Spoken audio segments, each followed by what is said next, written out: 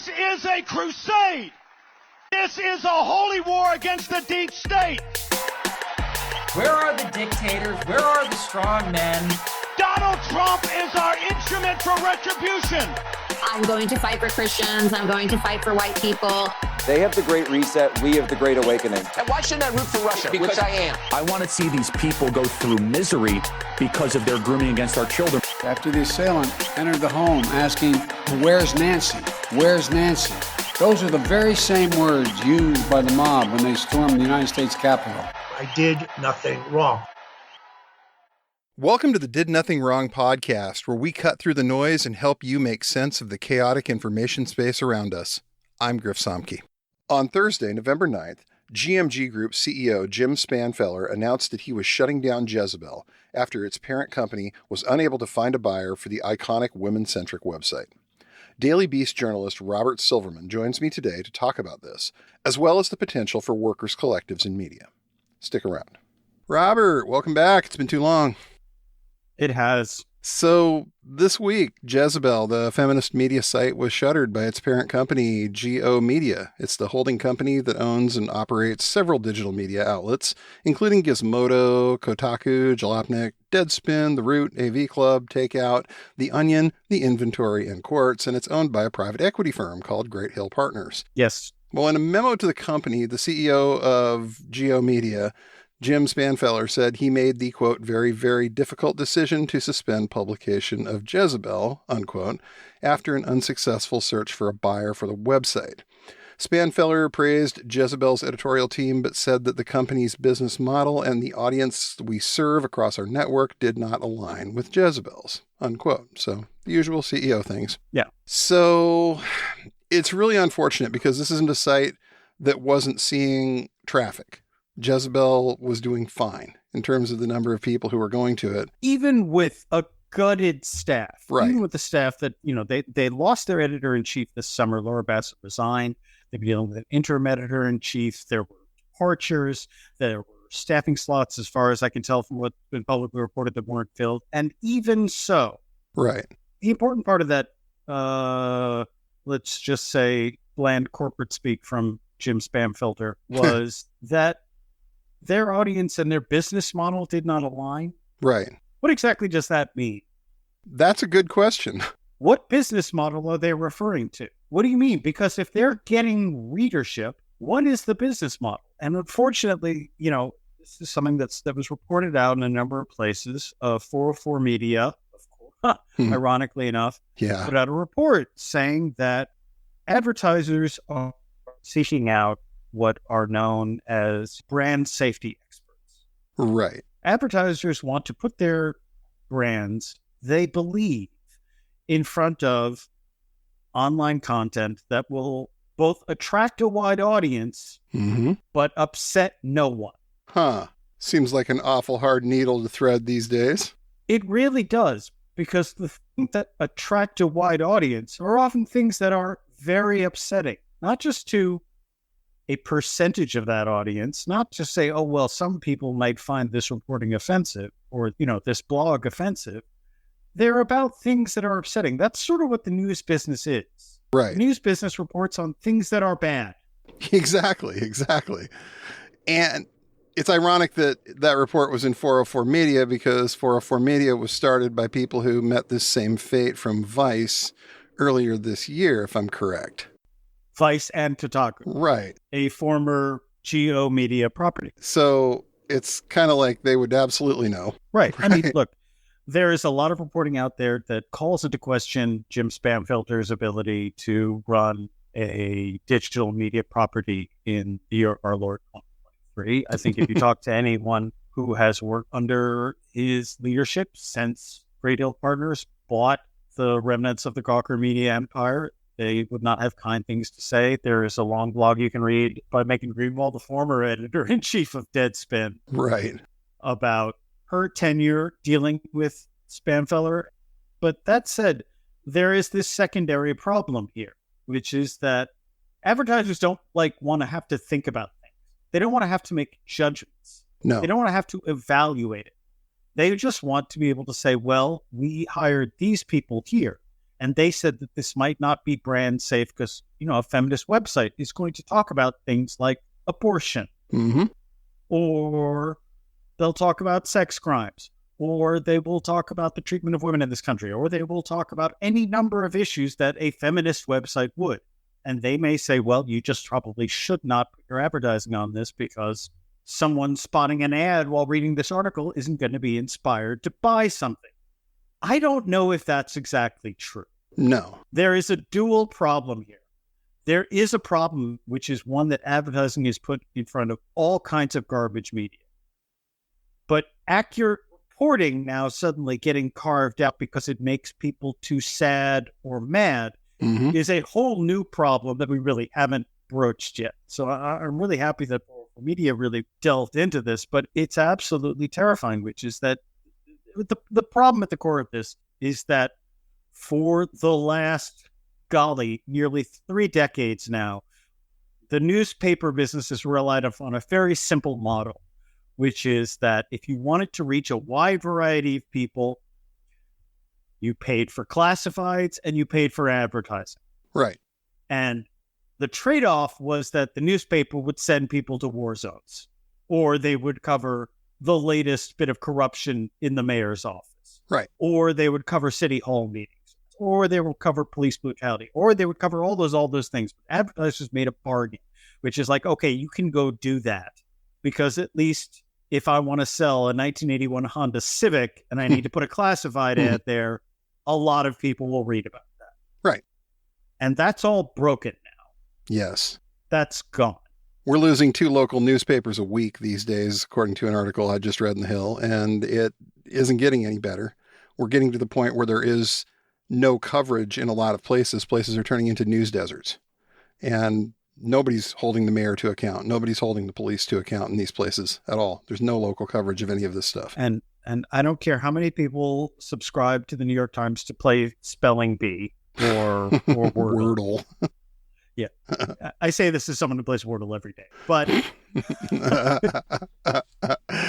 I have yet to have that experience, so I'm going to take your word for that. It's fun. It takes like 30 seconds, man. It's just a second. It's a nice little diversion. I subscribe for the articles, man. I don't know. I do a puzzle. Okay. I like my puzzles. Okay. Not judging. But the New York Times cannot cover what's happening in Des Moines. No. They can't ever report it. They can't cover what's happening in Spokane. They cannot cover what's happening across this entire country. It is the lack of simply having a person going to city council meetings is allowing for more corruption, graft, and theft.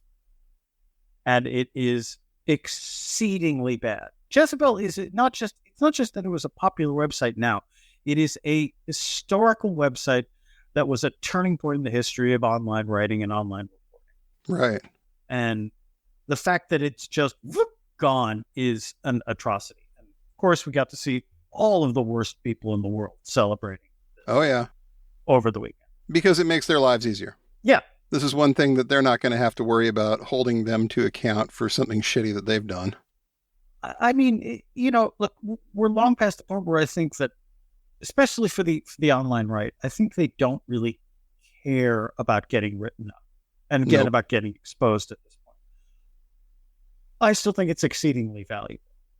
Like it is, I think having a record of true things somewhere is something that humanity will suffer for long term if it is permanently lost. And Jezebel was one of the places that did that. Mm-hmm. They had that record, and you've talked about this before, where you've said like part of the important thing that journalists, media can do is to provide that record so someday someone can go look and say, this is what was really happening at this particular time. I mean, we have times in history we can't really do that. And we, as media people, as journalists, have to be able to improve on that, I think. And, Jezebel was one of those things that was a record of holding some of these people to account. And now what? Well, I don't know. There was a snarky post on my good buddy Tim Pool. Ah, that guy. After the announcement was made. That fucking guy. Yeah. Mm-hmm. My dear, sweet friend. He was bragging about the grand success of his news, and I'm putting it in world's largest air quotes, endeavor. and sites like The Daily Wire and Stephen Crowder's Mug Club. And why are they thriving then if the financial environment for the news business is so bad? Well, Tim, the answer is very simple. You run a crappy content mill that does bare bones aggregation that often delved in the past into straight plagiarism. And you are also supported by an incredibly profitable YouTube channel that turns a fire hose of white nationalism onto people every night. So that's your economic model. Right. That's how you sustain those things. The Daily Wire, I think it's the Wilkes brothers who gave Ben Shapiro the seed money for that. So they're supported by fracking billionaires. Right. But I do want to make one point about the way that they're right. Right. All of those places, Pool included, turned to a subscription model fairly early on. Right. And that subscription model was successful. Now, that can't work for covering the city council in Spokane. No, not anymore. It can. It is not a cure-all. Like forming news collectives, it's not a panacea that's going to solve this widespread problem. The actual solution is nationalizing Google and Facebook and divesting their profits for the public good. You will get no argument out of me on that one. Absolutely I'm none. not sure if that's on the table anytime soon, but that's the actual solution. No, but that would be the solution. You're correct that these are the ways people are getting their news now. These are the ways people are looking at this. And at some point you have to start thinking about, if it's going to be a public utility, how do we run it like a public utility? Yes. But in the interim, one small Band-Aid is for reporters to realize that the entire management structure that's been erected, that is really just a remnant of newspapers and glossy magazines, in the internet age is probably not necessary. And we are seeing little tiny points of light, places like Defector, places like Hellgate NYC, which places like the City, New York. These are two local news collectives that are done, and they're doing excellent reporting. They're, of course, living on the whim of donations and billionaires and always operating on razor-thin margins. 404 Media, which covers tech, is another one. A lot of reporters are saying, if we're going to do this, the only way we can survive, possibly, is by seizing control of the means production and doing it together. When I tweeted this, I wrote, well, okay, the solution here is, and I think that was too simplistic a way of putting it, it is not a long-term solution. Right. It is a way to make sure that there are some things that are being covered. People do want to pay for this. That is the thing. There is a commodity here that reporters produce that people do desire. And those people, I believe that they will pay for it. Will they pay for it in enough volume to support serious, hard-hitting investigative work? I don't know. That gets expensive because you need to hire lawyers. It makes it very tricky. Once you need to have lawyers involved, suddenly the price tag for all this goes way up. And there are all kinds of deep-pocketed billionaires willing to fund and support utterly frivolous litigation that still will cost people a fuck ton of money in the interim. Oh, yeah. It'll make people avoid doing certain stories because they can't risk the legal bill. Right. Everybody got the message from what happened to Gawker. Yeah. Everybody figured that one out. Yeah, that worked. Mm-hmm. In terms of rate of return, that was one of the best expenditures that Peter Thiel ever made. Oh, absolutely. That and the fresh supply of teenage blood that he gets delivered. Fair enough. Yes. And I found myself kind of thinking, like, they couldn't find a buyer. Ostensibly, that was what Spanfeller said in his corporate speak statements. And I started thinking about Newsweek. And in 2011, how Newsweek was in a similar situation where it had been purchased and they couldn't find anybody who was willing to give them more than $1 because of the liabilities involved in all of this. It ended up being Harman from the Harman Kardon audio empire that went ahead and bought it. But after a few other owners, Newsweek comes back and it's like this zombie weird alt-right version of what Newsweek used to be. The Moonies ran it. Right. The Moonies were in charge of Newsweek for a hot minute there. Right. And now they publish Jack Perlisek. They let Jack Prilosek write op-eds now. They used to have Michael Edison Hayden's hard-hitting exposés of Jack Prilosek, and now they just have Jack Prilosek. It's weird how these things come around. But I found myself kind of thinking, like, at what point does Jezebel get cheap enough that it would be within range of the workers to collectivize, get some financing from somewhere, and buy this thing? At what point could you do that? I have no inside information. I have no sourcing on this. I would think that they're talking about it. I think they'd almost have to be. They know the whole Defector gang. I mean, whether they're going to buy the Jezebel brand along with it, or they're just going to rename themselves something else and form like right. I don't know. The fact that more and more reporters are doing this, I think, is a very good thing. Like I said, it's a drop in the bucket, but at least it's a drop. Yeah. And like I said, there are niche audiences for whom this can work and be a sustainable model. That is not all of it. No. And I think local news is one of those areas where it's going to be really, really hard to make this work. Yeah. At one point, it was sustainable with advertising and classifieds and subscription sales, but nobody buys a subscription to the daily paper anymore, hardly anybody. Yeah. And, even advertising in the print media is so down, it's not even funny. Still, 80 to 90% of it goes to, I forget what the exact number is, but, a huge majority of that, the advertising that used to go to those places now goes to Google and Facebook. And Google is a mess. If you've ever tried to Google anything to get information now, right, the site is broken. Oh, yeah. You hardly can. The writer Cory Doctorow referred to as the enshittification process of a website. And he's right. He's absolutely right. The format is this. First, a website exists to serve readers. Right. And then a website figures out a way to serve money, needs money, and uses those readers to extract money. And then the website figures out a way to make the product worse and worse and worse for the readers in order to extract more and more and more money. And it loses whatever purpose it was erected for in the first place, which made people want to go there. Right. We've certainly seen that happen with Google. It has absolutely happened with Facebook. And it is definitely happening with Twitter. The last one, of course, is on purpose. Right. Yeah. It's the first time I think somebody has actively decided to enshittify a site that was this useful to this many people. And, still kind of blown away about where he thinks he's going with this. The other solution, of course, is to make private equity make it a financial crime. Eradicate it from the face of the earth. It does no good for anyone. No, it does not. Private equity systems, vulture capitalism. It's the Goodfellas burnout. Mm-hmm. I mean, you'd say it was broken, but it isn't broken. It does exactly what it says it's going to do. It does exactly what it's supposed to do. There's an article I was reading the other day about private equity firm buying nursing homes, and you can guess about how well that would possibly.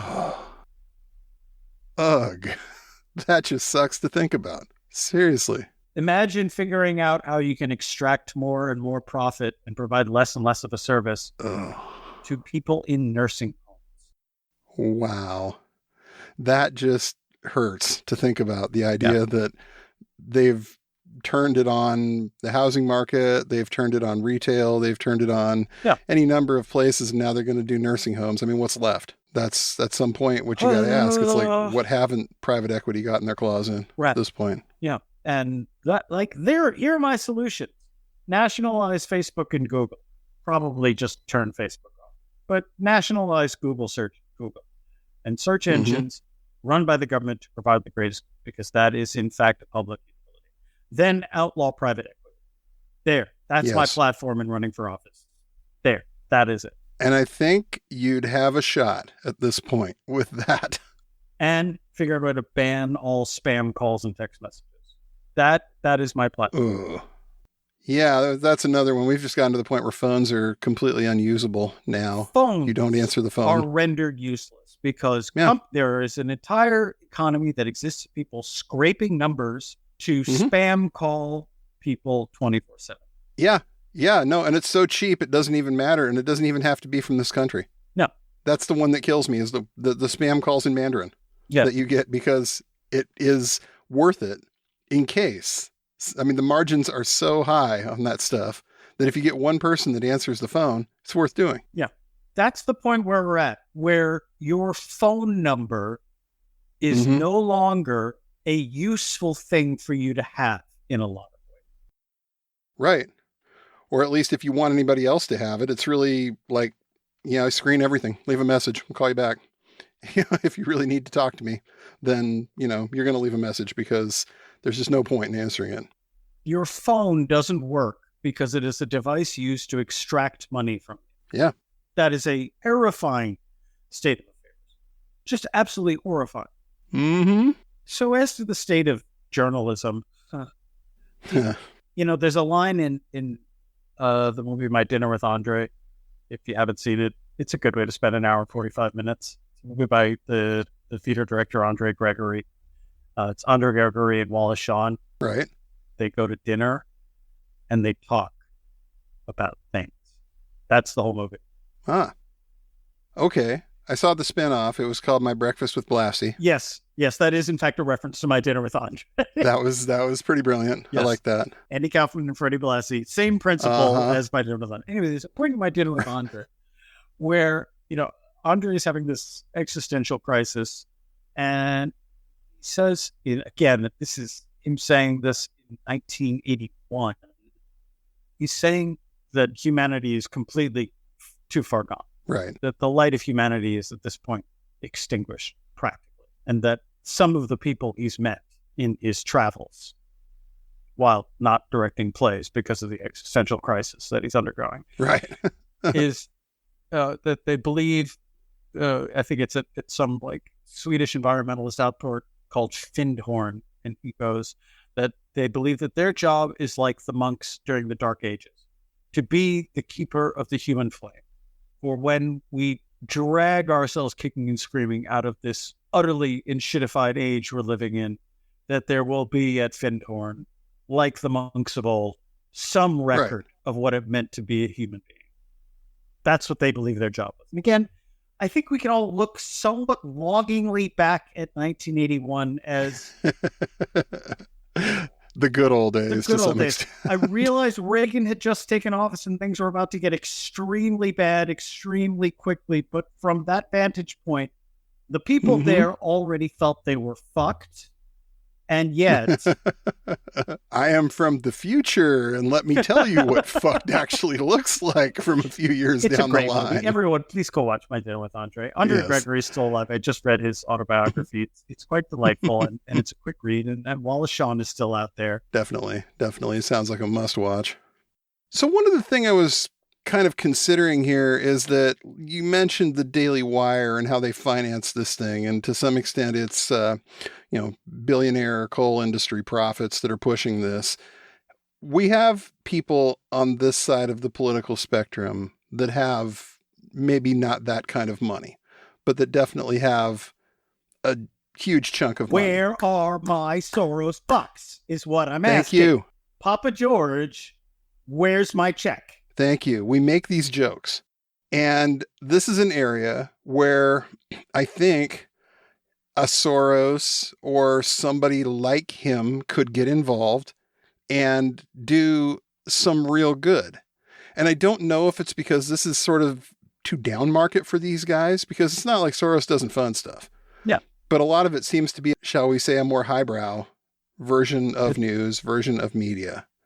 And I find myself kind of thinking like, you might do a little better if you were to throw some money at people where they are to put this kind of stuff out, because not everyone has the time, the attention span to sort through some of his stuff that the foundations that he finances, that the think tanks that he finances puts out. And I don't know if that's just we're being snobs about this in general, or if there's something else behind it, but it seems like this is a growth area. This is something somebody could really make a run at. I think, honestly, the political valence of lefty media, it's a little, weirdly enough, it's hard to get the wealthy lefties excited about this. There's that newsroom Career, which tried to do this. I forget this woman is a sort of left of center Democratic operative. I forget her name. They funded this thing a few years ago called the Career Newsroom, Career News, which would again write left of center. Again, it's aggregation and a little content millie stuff, but in various places around the country. But, the idea I think was good. I think the execution was poor. Right. But yeah, please. Where's the Oracle of Omaha throwing some money our way? He's a good lefty. Exactly. Warren Buffett, he's done well for himself in this life. Yeah, he can spare a few. He could throw a few dollars towards this project. I think it's because we're behind. If we're going to put ourselves into teams here, a sensible left for 60 years now, there has been an incredibly well-funded project we've talked about this before, to denigrate the idea of a shared reality. And one way to do it is by convincing a huge segment of the population that nothing they read in the newspaper is real, and that it's all a lie, and that there is no such thing as a shared reality, and that you can, in fact, do the Chinese takeout menu version of reality that you want. You can pick and choose what things you want to believe are real, or you can, in fact, get a couple of things off menu and believe whatever you want. And that's equally as valid, that there are no sources of authority, and that people in those ivory towers are out to get you. I am not defending the actions of, the mainstream press as a whole. They mess things up. Mm-hmm. They have a fairly elitist worldview. Mm-hmm. They cater to a bog standard at best liberal mindset, often right of center mindset. There are things with the Times is reporting, especially in this war that's been going on for the last month, that would drive me up a tree. Yeah. But the alternative is terrifying. Yes. The alternative locally is Sinclair. It's not even just Sinclair. It's Sinclair and cat turd. Yeah. It's seeing influencers as being your main source of news. Now, I don't know what's going to happen when there's just the New York Times left, because, all of these far-right chum boxes, they do, in fact, rely, from the Breitbarts and the Daily Wires, all of them, they rely on the actual mainstream media to have people in the field. And, the Daily Wire is not sending out field reporters for the most part. No, they're not. They're sending people to protest to get a shot of Antifa, fighting someone in the streets. Right. And then they're taking mainstream news articles and barely rewriting them if they even bother. Right. Or writing them making sure to throw the word cuck in there a couple of times. But I really don't know what happens to them when the actual source of news that they're commenting on goes away. They're not trying to fill that. No. But the rise of the parasocial influencer news economy, it's so terrifying and awful. And it makes people who seek out not just Tim Pool or Candace Owens, but freaking Mr. Beast as their source of information about the world. Right. They are utterly fucked. Utterly and wholly fucked. And the rest of us, unfortunately, we're all in this big old swimming pool together. We're fucked too. Yeah. And people don't realize just how influential Mr. Beast is with a certain generation. And I mean, so far, the guy's been relatively benign, unless I've missed something. Yeah. But, ugh. And then you've got these guys being news-based influencers, guys like Jake Shields. Oh, good. This guy is a former UFC fighter, had a couple fights, fought GSP, made it look okay. And now he is this conservative somehow pundit. And a raging anti-Semite. Oh, fuck yes, he is. Who's, dabbled in some light Holocaust denial. Uh-huh. You marinate in that far-right soup long enough, sooner or later you're going to start talking about the JQ. It's inevitable. Yeah. It strikes me as really funny because at one point, Owen Linehan, everybody's favorite, academic dad over there, he was doing his Prague Dad character, and one of the people he interviewed as Prague Dad was Jake Shields. And I remember at the time, certain journalists, I remember Luke O'Brien was shocked by this. Kind of like, what? What the fuck would you talk to that guy for? Boy, that aged kind of funny, didn't it? The idea that Jake Shields is now this anti-Semitic troll who's far worse up front than Prague Dad. We have seen this in the way that the news desert will spawn these scorpions who are replacing the actual reporting. That's a good way to put it. Yep. It's been given steroids in the ongoing war in Gaza. People searching out things like, what was it? Something Men Twitter feed, the Defending Men, or whatever the name it was. It was some random Twitter account that was dabbling in, men's rights nonsense right up until, and then quickly power shifted into suddenly being an expert on Middle East politics. Like, you're talking to end wokeness. Right. Because they're on Twitter. Their only job is to sort of grab whatever viral detritus they find, grab what videos they can find, whatever. Both sides are pumping out propaganda all over the place. Oh, God. And all they do is just recirculate it for clout. Mm-hmm. And they are making people stupider and making people less informed. I mean, it is so hard for me even, and I think of myself as someone who's a fairly discerning news reader, to understand what is going on in the Middle East right now. And the end result is that people just go, why is this so much work? I'd just like to know what kind of atrocities are happening, where and when. Mm-hmm. It's not a huge ask. I mean, it is a huge ask. At this point, it is. But asking me or any person who's going online to try to figure that out, saying, well, no, you have to do a great deal of work because you have to sift through the agendas of con artists, grifters, and liars in order to figure out if one bit of information is true. Granted, having some media literacy is important. When the New York Times writes an article, it is important to understand the biases of the people who work and more importantly, the people who publish the New York Times. If, say, the Wall Street Journal publishes a similar story, it is important to understand the biases, the agendas of the people who publish the Wall Street Journal. Mm-hmm.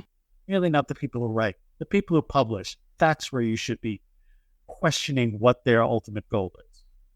People who write just only have so much power here. Yeah. That has always been the case.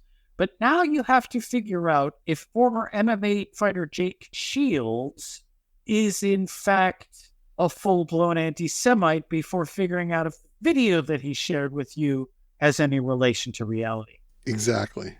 And that is a huge ask of a person who has a full day filled with, worries and concerns and responsibilities themselves to have to perform to be informed. And the end result is that the majority of the people say, I don't care, I'm washing my hands of this. This is too much work. Wake me when it's over. Right. Seriously. And so I can't be bothered with this means that all kinds of awful things get to happen under the cover of darkness. That is the end result. Right, right. You see these people that are recirculating old Syria footage from 2012 of Assad bombing his own people and saying it's the IDF. And they're putting that out there.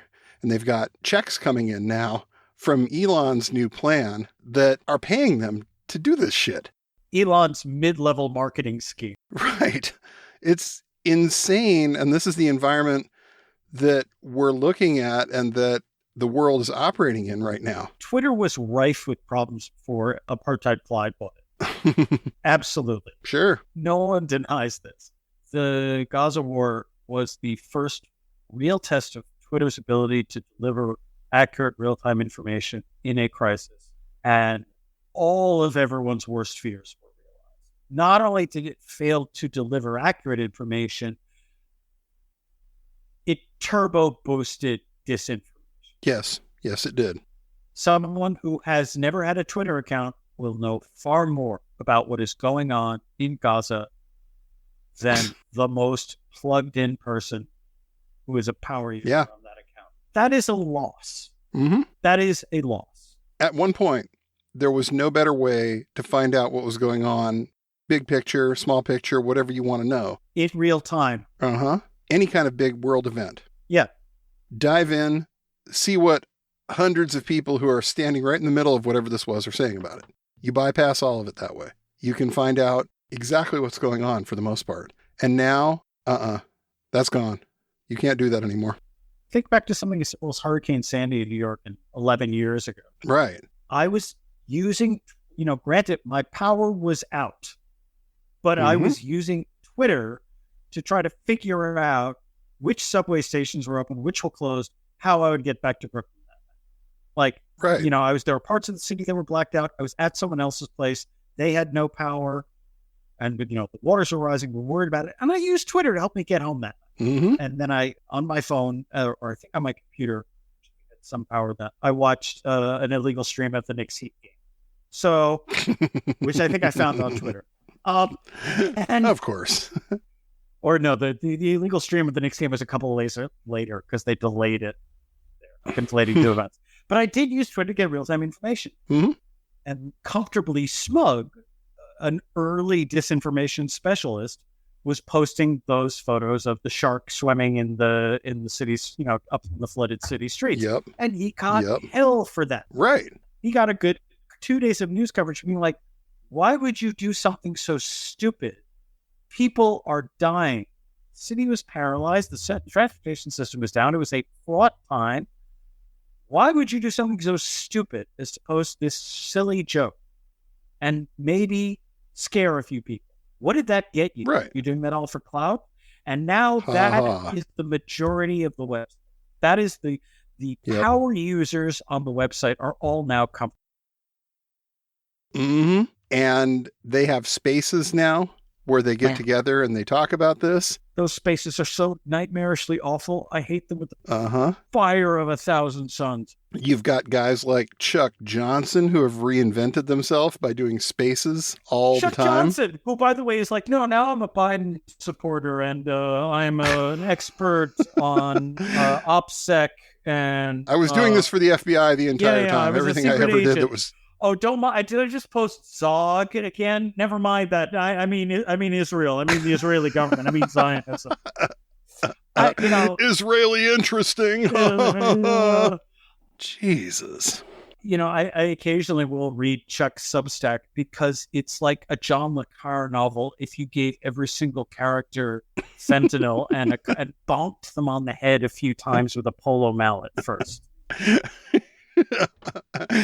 And made them all super anti-Semitic. Yeah, and made them all anti-Semitic. It is so deranged and insane. And I will check it out from time to time. Chuck C. Floorshitter is back. Great. Thank God we've invested in freedom of speech to give a megaphone to that lunatic. Right. And this is the guy that at some point was easily one of the worst purveyors of shit news on the site. Yes. And now he's back and he's reinventing himself. And there's at least a few idiots out there who believe he's not what he was. At least a few.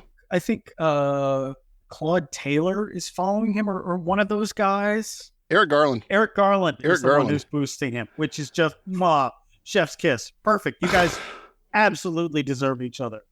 It's guy. it's the apex of game theory is him and Chuck together again. Well, and the funny part is he used to have some shit to say about Chuck that wasn't particularly nice. That guy definitely knew what Chuck was up to at one point. And then all of a sudden, nope, guess what? We're friends now. Chuck was totally doing all of this for the CIA. Or the Krasensteins, for the love of God. Oh, God. The fracking Krasens are... You laugh so you don't cry. You guys are morons. Brian, Ed, somehow together you're stupider than the sum of your parts. And I hope you're listening to this because you guys are morons. And stop doing this. You tweeting out the news. Stop. You are awful people. You are too stupid to do this. I hate you. They tend to stop these things when the feds show up with warrants.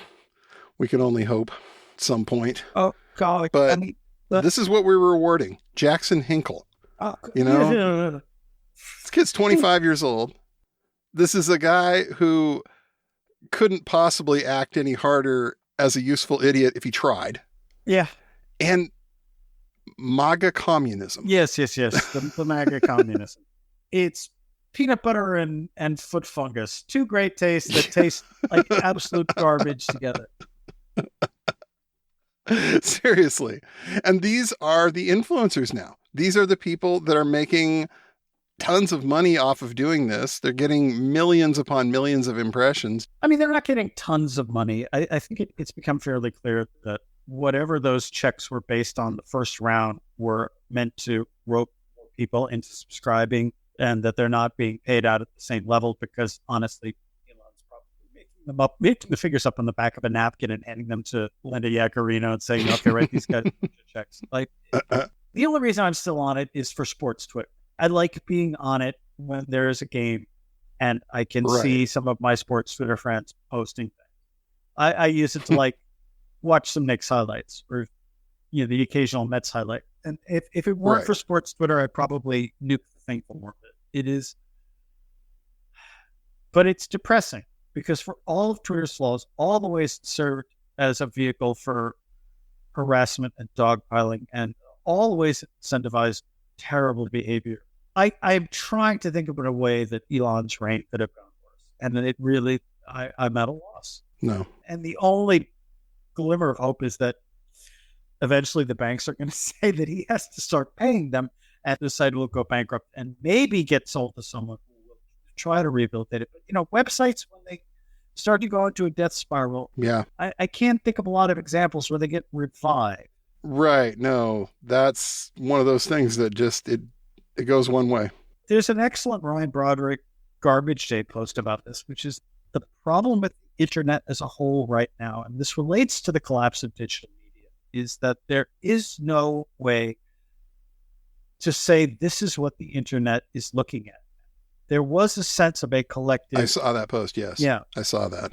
It's very smart and it's very spot on. And it's why things feel, I think, so confused and fragmented because, when there was a story, for example, that was really exciting, everyone said, oh my God, I have to read this. There was a sense of this shared purpose of, we all got to read this. Like, this is something that we all care about. Even something as dumb as, the dress. There was a moment of shared collective online reality. We're all debating this. We're all trying to decide what color that damn thing is. We're all doing it. Or we're all yelling at the people debating that's called stupid, saying. Right. But there was a way that, especially via Twitter, but also through all the news websites that sort of, Twitter didn't serve really as an assignment editor, but it did serve as a kind of as a magnifying glass. Right. That is gone. And online communities now are so disparate and fragmented that there is no sense of shared reality online. And it's a very weird time right now. And it's almost like things were pre-social media, where there were blogs and there were message boards and people would congregate in those. But the idea of the entire internet caring about a handful of the same things, that just didn't exist. Right. And I think we're back there now. It can make for a very kind of jarring and disorienting and unsettling experience online. I know that when I log on, it's not pleasant most of the time. And I think it's not just the proliferation of the worst people, though it is very much, that's a big part of it. It's this sense of that there's no roadmap to understanding what's going on. Right. And that makes the worst people tend to thrive in those. Right. When you don't have a consensus reality, when you don't have a consensus sense of what's going on, you open that space up to every last bad actor and grifter out there. And like you said, we're seeing this with the war. We're seeing this with every news event that's come up since Elon bought the damn thing. And it's getting harder and harder to sort through all of that stuff. Right. And eventually what happens is people say, either they just stop paying attention at all, or they say, well, then I'm going to pick the reality that makes me feel the best. Right. And I don't care what political valence you have. I don't care where on the political spectrum you are. The idea that, well, okay, fine. If there's no one can agree on this, I'm just going to do what makes me happiest. That is, everyone is susceptible to that. Everybody is susceptible to that. And it will only lead to more terrible real world, not just online, but terrible real world outcomes. It will. It absolutely will. You can already see it starting to lead to real world terrible outcomes because we're seeing this stuff go offline in ways that it hasn't before. We're seeing protests of things that were online at one point moving to these offline. We're seeing stuff like the big example I can think of from this last week is David DePape, Paul Pelosi's attacker, the guy who beat up Nancy Pelosi's husband. This guy took a bunch of online conspiracy theories and decided it would be a great idea to go and beat up the Speaker of the House's husband only because Nancy wasn't there. You can't pigeonhole him. He's not Brennan Tarrant. He's not Dylan Roof. No. He did not have what anyone would consider an easily identifiable ideology. Mm-mm. It is a witch's brew of far right, far left, nonsensical thinking, which Some of it, sounds kind of Trumpist, and other kinds of it are wacky lefty shit. Mm-hmm. Some of it sounds like, David Icke. Right. Yeah. Some of it just depends on what you're looking at, but it's like this guy had a thoroughly unhinged website. I looked at it before they took it down, and this man was into all kinds of crazy shit. It wasn't one side or the other. No, it was a poo-poo platter of awfulness. And none of it was real. Nope. You got a conspiracy? The man believed in it. Yeah. The royal we created a thing called the interwebs, which fed him a steady diet of this toxic nonsense. If he was born 40 years earlier, would he be reading just garbage pamphlets and have the same beliefs? Maybe, maybe not. It would have been harder for him to access. We made it a frictionless experience where you can get this stuff delivered to you in an instant. Over and over and over. And he's not going to be the last one of these guys we see, because there are so many people just like him right now swimming in that sort of information environment that are just marinating in it. And eventually they're going to hit the point where they decide it's got to get kinetic. They decide that it's time to really go save the children. So please, instead of buying a fancy coffee, subscribe to your local news publication.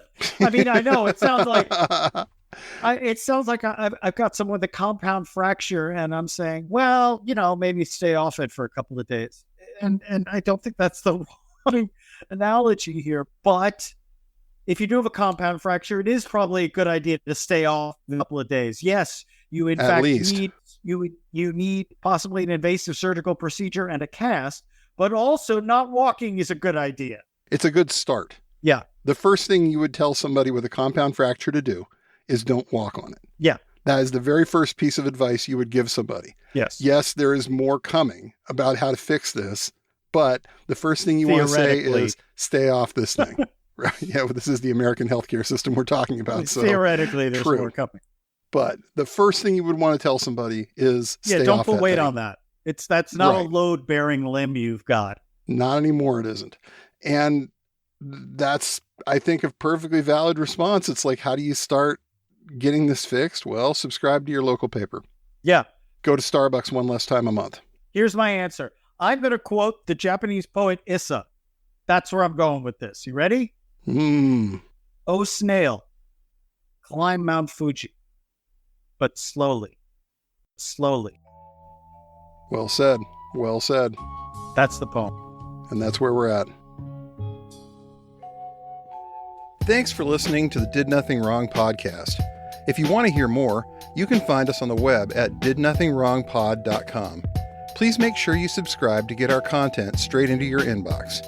You can also follow us on Twitter at James, the word 4, and the letter M, all one word, and Grizza BJJ, GRZA BJJ, as well as DNW Pod. We're extremely grateful for paid subscriptions and donations that allow us to keep doing this important work. Thanks, and remember, everyone mentioned did nothing wrong.